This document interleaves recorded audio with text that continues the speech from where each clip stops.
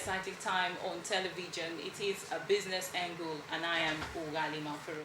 On the program Business Angle, we bring you information about the economy, economic policy, currencies, events, and we also analyze the significance and impact of all of these on us as individuals, corporate organizations, businessmen and women, and of course, the everyday Nigerian.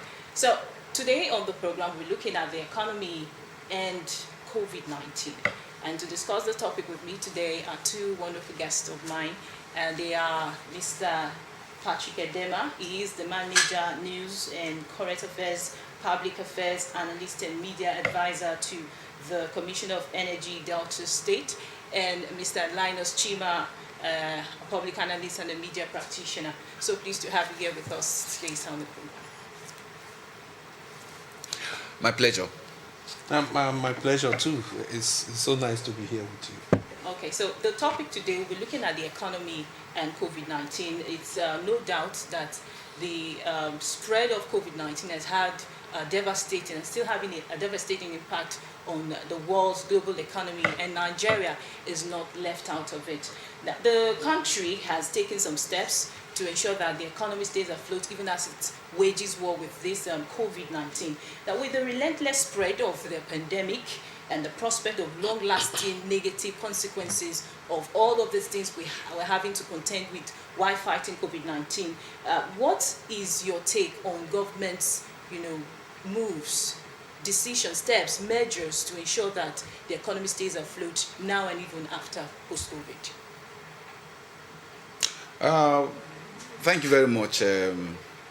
I believe that what we have seen thus far is more or less a blueprint. A blueprint is like you want to build a house. Of course, you meet an architect to design the structure of the house and all that, the details and all that. That is what we have as we speak today. And I believe that given the Nigerian experience, not too long ago, the federal government set up a committee headed by the Vice President, Professor Yemi Osinbajo, that came up with a program. They call it the COVID-19 Economic Stimulus Plan. And that talks about they put the figures in the region of about 2.3 trillion naira, and an attempt to look at the components of the package is good, but what we've had in this country is issue of implementation, because when I looked at the details, I saw that even as far as to the artisans on the streets, they are also encapsulated in the program, which means the man on the street, the person that sells akara, the one that sells the barbers, the saloonists, the hairdressers, the welders, they are all in that package. But how well this will be implemented is a different kettle of fish. But I believe that the federal has come out with their own. CBN also rolled out the agro borrowers program. He earmarked about 50 billion to that program. And then, but we are yet to see state governments. We know that federal government is, of course, the big umbrella, but the trickle-down effect, because if the federal government decide to do theirs, and the state also they are able to also work out the COVID-19, whether pre, during, okay, let's say during and the post COVID-19, it will go a long way in actually stimulating the economy and mitigating the impact that the COVID has had and is still having on the economy. And I would like to state that COVID-19 has so far affected job security. A lot of persons have lost their jobs, their means of livelihood, and we know that there have been a decline in business activities, economic activities, and it has had an overwhelming, devastating. No, it has. It's just today now that it's just today now that the federal government opened the space for the aviation sector, the organized private sector, and all that to actually, and even at that. because there are even the federal government was saying that they were going to announce the what do you call it now, the palliative, the aviation palliative for the aviation sector. But we are yet we'll come to the gradual easing okay. that is that the government is currently doing now. Okay. But let's talk about the CBN. The CBN says that it hopes to disburse about 50 billion naira COVID-19 intervention fund as a stimulus package to mitigate the impact of coronavirus on businesses, small-scale businesses and household. Now, we know that small-scale businesses are like the life wire of any nation. For any nation to develop and grow, it requires the activities of small-scale businesses, business owners.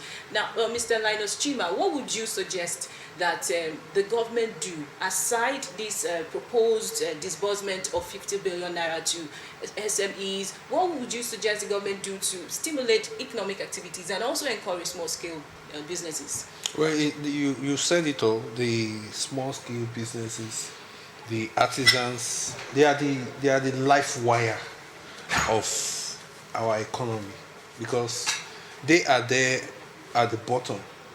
And if they are not busy doing something, then we'll have problems. So one of the things that I would suggest is the implementation of the document that the Vice President has submitted to the President. Let's see how far that goes in solving the problem that is before us. Because as you said, and as has been rightly observed, there are job losses. You know, it took the intervention of the federal government or the CBN to tell the banks not to lay off workers. Mm-hmm. And it is obvious that the economy went down. Fortunately, it is not only the Nigerian economy that is in turmoil. It is in fact the entire world economy.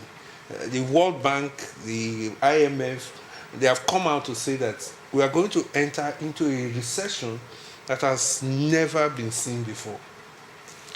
What is key, however, from my own perspective, is that it is an opportunity for us to look inwards.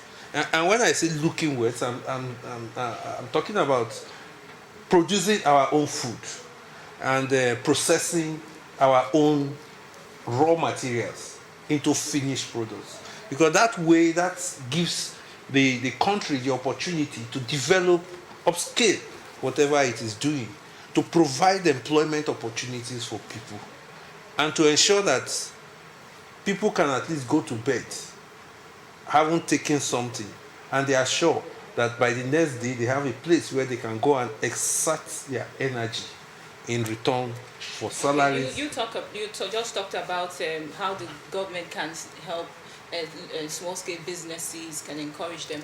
But there's something that's very significant. Yes. Even if the government does everything and leaves aside certain social amenities and infrastructures that are necessary, like electricity. Yes. Electricity is key. Electricity is key. The road infrastructure is also very, very important. You know, it has been said over and over again that without electricity, there isn't much that we can achieve. The man who barbs hair requires electricity to do it. And by the time you make the man depend on a generator to do his job, then he's paying 2 times. And whoever patronizes him is paying even higher. It's even more. It's even more, because when you look at the cost components of these services or goods produced here in Nigeria, that's why a lot of these companies, even before this COVID-19 broke out, you know, companies were already divesting to neighboring countries like Ghana and what have you, just because of the cost component of production. Right now, like in the last 3-4 months now, issue of rent, electricity, wages, interest on loans and all that have accumulated. Yes. And to kickstart these micro and small scale enterprises that are the drivers of economy, it's going to take a lot of fiscal policies that are directed, purposefully to stimulate the economy. Because you were talking about looking inward. I mean, it is unrealistic that we export crude oil to other countries To refine for us. refine all the byproducts that are contained in the crude oil. They bring them back to us, and then we pay for it. pay for it. We'll talk about oil when we get there, but let's talk about taxation. We're still talking about small scale businesses, and one thing that is very significant also is tax. We know that when the president gave the appropriation out for 2020 last year, it was accompanied by a finance bill that proposes an increase of certain tax. The VAT was increased, was increased from 5% to 7.5%, and they made it mandatory for companies to own tax identification number. And I think also company income tax was equally increased. Now, considering these economic realities we now find ourselves, we know for certainty that last year, December, I think November, when the finance bill and also the appropriation act was given to the National Assembly for approval, no one foresaw that a time like this will come in the economy where we'll be having economic downturn and, of course, a decline in economic activities. So what would you say that the government should do with respect to taxation in encouraging small-scale businesses and business owners that have been greatly and adversely affected by COVID-19? Honestly, before this COVID-19, you know, it's on record that the VAT in Nigeria is one of the lowest.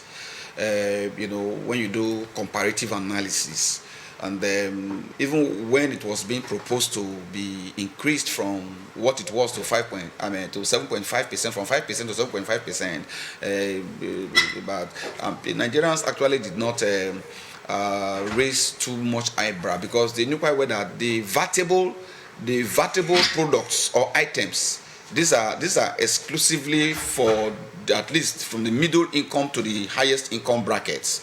You know, there are some other items that are not vatable.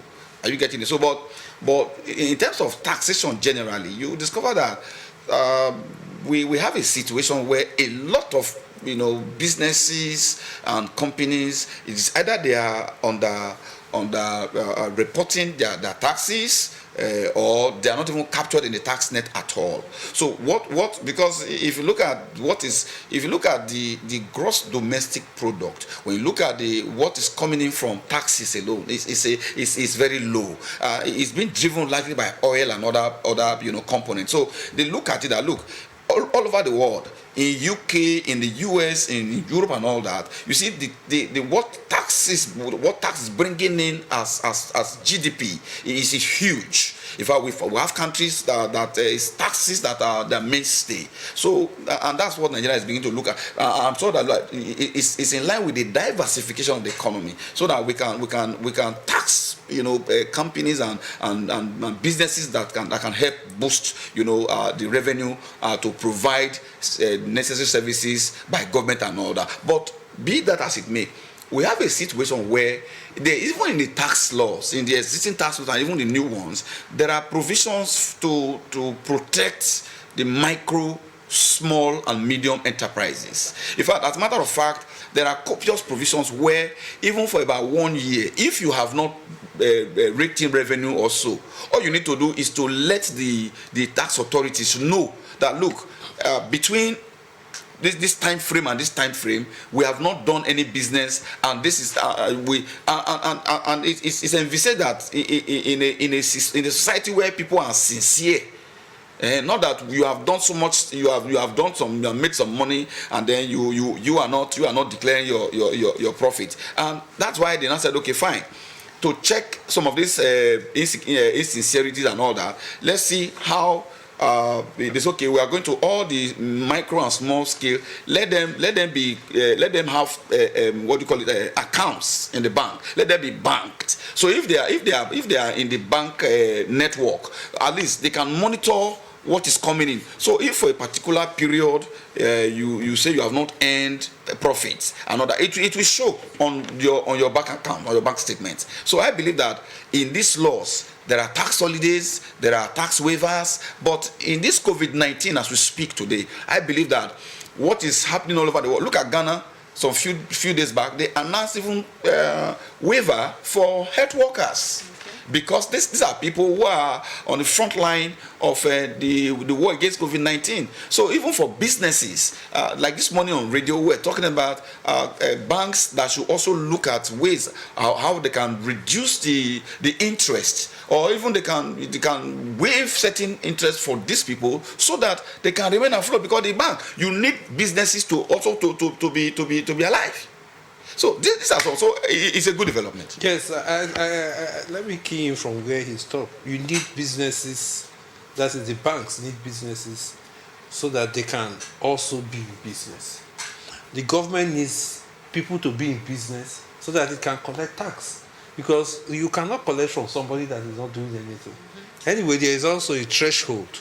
If you are not earning as much as you are supposed to, you are not supposed to be taxed. That is the thing. So there is personal income tax, and then you have sales tax, VAT, and all that, where government also gets a lot of revenue. They haven't said all of that. In this COVID-19 period, we have a situation where the earnings of people have dropped. We also have a situation where the cost of goods and services are climbing. And so everybody is in a very tight situation. Fortunately, government reduced somehow the price of petrol. And so it's easier if you have your own vehicle to move around. But what about those who do not have their own vehicles? Let us take, for instance, the woman who sells akara. Because that is where the takeoff should always be. How does government cater for every single person in the society? That is key. That woman who sells akara needs a kind of break. And your phone now, you have to pay 7.5% for every call you make. Every call you make. That is the every call you make. So some people are saying, well, with the way things are, government should just revert to the 5%, and then let's see how that goes, because that would be a kind of waiver, so people can have more money in their pocket to do certain things. Okay, so let's talk about the Appropriation Act. The first appropriation that was submitted to the National Assembly, like I said earlier, the first one, no one predicted that something like this will happen. Yes. So it was predicated on the projections of crude oil production of 2.18 million barrels per day, oil benchmark of $57 per barrel. Yeah. Then of course, an inflation rate of 10.81%. And now we already experienced a decline in oil price, and also having to cope with these economic challenges that have come about as a result of COVID-19. The federal government also revised the budget as a way to mitigate the issues that comes as a result of COVID-19. And most of the budget will be financed by loans. It says that a breakdown of the loan indicated that the federal government intends to borrow $3.4 billion from International Monetary Fund. In fact, lots of money, I can't begin to enumerate them, they're all written here. Yes. But do you think that that's the smart choice on the part of the federal government to borrow? What is the way forward? And what do you think is the impact, the implication of this move? It's borrowing to finance. It's very simple. It's very simple. If you have a plan and there's no money to execute the plan, you will not allow the plan to just lie fallow. Okay. Especially when you have resources that you can even use as collateral. If you look at the foreign reserve, for example, as at the last time I checked, it's about $38 billion. Then if you come back to our export benchmark, of course, looking at the fact that the globally, when they shut down the airspaces, the waters, national water, international waters, and even water view, and then, so you expect that these things will naturally come. So borrowing is the only way to go. But like Nigerians keep asking, we see when you borrow to do business, you make profit and then you pay back the capital. Or you can even plow back your profit to ensure that at least you expand your base. And that is exactly what Nigerians are expecting. That, fine, you need to fix, because we're talking about stimulating the economy. When we started, Chima was going back to electricity. Now, the way, looking at the power sector reform plan that we have right now, there is no way the plans we're having can be sustained or can be sustainable given the deficit of infrastructure. Talking about power supply, for example, talk about the rails to move heavy cargoes, because one of the problems affecting our roads is because the rails are not working. So, but the government says they are fixing the rail, and you need, money to fund this infrastructure so that the economy cannot rely on this infrastructure to stimulate the economy. So borrowing to fix these things is good, but it is only sad when you borrow and we don't see what you are doing with money you are borrowing. There is no country, there is no business that can thrive. That's why the banks are there. That's why, in fact, as we speak today, even the African Development Bank has already, in the last count, they have reeled out millions of dollars to support African countries, in the wake of this COVID-19. So, but it's only good for us to actually make sure that the component of borrowing, because we are going to spend over 2 trillion naira to finance to service those loans. Okay, talking about borrowing, another thing that some persons will want to look at is the fact that as a result of this COVID-19, there have been a decline in demand for goods and services. And when you want to now borrow, isn't it plunging the country into further economic issues? No. Then another side to it is why Mr. Linus Chima mentioned earlier that we should look inward. Why don't we just look inward? We have overwhelming natural resources at our disposal. We are just focused on crude oil. We have other things that we can begin to maximize for economic growth. You need. What do you think about you see, we are in a global village. We are in a global village. Even if you have all these things, you are not going to consume them by yourself. You will still need to harness them, put them into a finished product, and then export. They become export earnings for you. So even if you have these things, we know that we don't have the capacity to even harness. There is no states in this country that does not have 2 or 3 mineral deposits under. True. So we need these things to be harnessed and panel-beated into finished product, so that we can begin to, and that, because that is where our problem started from. So, and the blueprint, I know that there are other economic policies that have been lined up and all that. Like I said, the problem is not having those things. It's to actually walk the talk. Yes, to walk the talk and ensure. So borrowing is not a bad thing in itself. Like I said, it's not bad. It is what you do with what you borrow. That is the most important thing. Let me take it from where he stopped. It's what you do with what you borrow that really matters.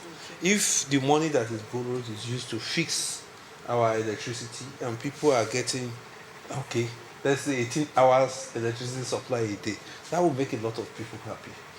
If the roads that are bad are fixed and you can do your journey of 2 hours in 1 hour 30 minutes, or you can do a journey of 8 hours in 4 hours, that is okay by people because you are saving time. If the rails are working and you can move goods and services from up to north, east to west, very freely, very easily, all well and good. If that is what the borrowed money helps us to solve, that's a lot. If also you borrow money to fix our health institutions, this COVID-19 has thrown up the fact that our health institutions are in a very poor shape.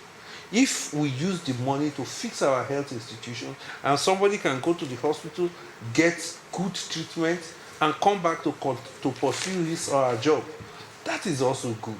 But where this money goes under, that it doesn't solve the problems that you have told us you want to solve, and we go back to square one, and that money still needs to be serviced, it means that we are just putting water in a basket that is leaking. Now, when we talk about what we have to harness, beyond the minerals that are under the ground, which the federal government must give you a license to exploit, we have quite a lot of things.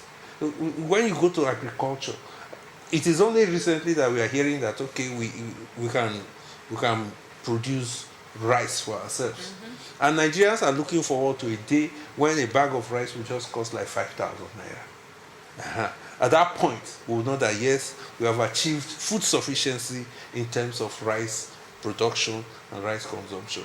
But what about beans? What about yam? What about fruit? You go outside there, somebody you want to buy fruit, they look at you as, oh, this guy is so rich, he wants to buy fruit. So for some people, just eat your bar and go and sleep. But that has implications. Now, having said all of this, what do we do with our plantain? What do we do with all the other things we have? Let us also be able to achieve food sufficiency in this country for ourselves. That way, the money that is used to import food is used to do other things. And in being food sufficient, you also be fighting insecurity. You will also be ensuring that people have jobs to do. And by the time they have jobs to do, as we said, they can willingly, happily pay their taxes. So it is a whole lot of things that are coming together and that should come together. And COVID-19 has only presented us the opportunity to redeem ourselves from importation of food, from importation of several other things from other countries. We can conserve that even from exporting raw materials. Yes. Because I keep wondering if we can. I remember in those days growing up in this town, where you have the petrochemicals. Yes. Where you have subsidiary, other firms that are just waiting to leverage on some of these, byproducts of crude oil, and it provided a lot of jobs, and the economy of this place was booming, and that's what we expect. So if the refineries are working, and we are refining our products, you can imagine the number of jobs that we create and the multiplier effect on the economy. So it's just not to talk of the money that is saved. Yes, because at that point Nigeria can now export petroleum products to neighboring West African countries. If that's alone, the electricity we are talking about today, which is fundamental to any economic development in the world, check those nations that are thriving. Check their electricity, what they are generating. South Africa is generating a minimum of 47,000 megawatts. And we are struggling and even from coal. Just from coal, they don't even have the gas that we have. So if we have coal, we have gas, we have thermal, we have a hydro, we have solar. So if we can harness all this together, you can imagine the quantum of production that we're going to add to our GDP per annum. Okay, so before we go, a quick look at some issues that are of great concern. The International Monetary Fund recently projected that the nation's economy will decline in the worst way that has ever had before in 3 decades. The economy would experience recession like they had never had before. And because of that, the federal government, I want to believe that the federal government decided to take gradual steps in easing the restrictions occasioned by the COVID-19. The government had to make a tough decision between having to save lives and also to save people's livelihood, to save the economy. Now, what is your take on that? And how do you think that these moves of the federal government in gradual easing of the lockdown would impact the economy? There's no gainsaying that because you cannot lock down forever. If you lock down forever, it's a recipe for crisis. You saw what happened in Lagos. Even in the US, even where they had social security, they came out and they said they want to go back to their jobs. They want to go back to their social life and all that. But that is why they now came up with some templates. Okay, if we are going to ease the economy, if we are going to ease the lockdown, how do we survive? How do we ensure we balance? There's a delicate balancing between the public health crisis and then the economy. And so that's the reason. I would like to hear your thoughts on that, sir. Well, the point is made. People have to be free. Fortunately, the situation that this COVID-19 brought up, as at December up to January, February, March, the scenario has changed.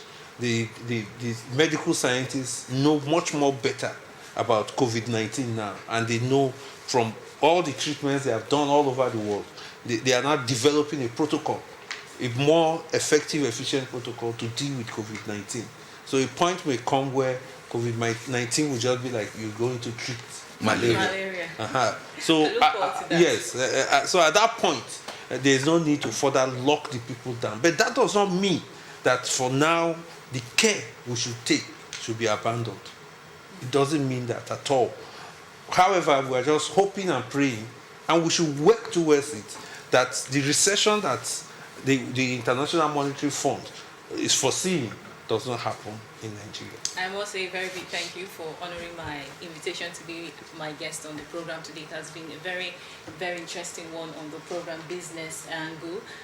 Thank you very much, Mr. Patrick Edema. Thanks very much, Mr. Linus Chima, for being here with me on the program. Now, we've been talking about the economy and the impact it has had, the COVID-19 has had on the economy. Thank you very much for being with us on the program. Do well to join us for another interesting time on the program Business Angle, same time next week.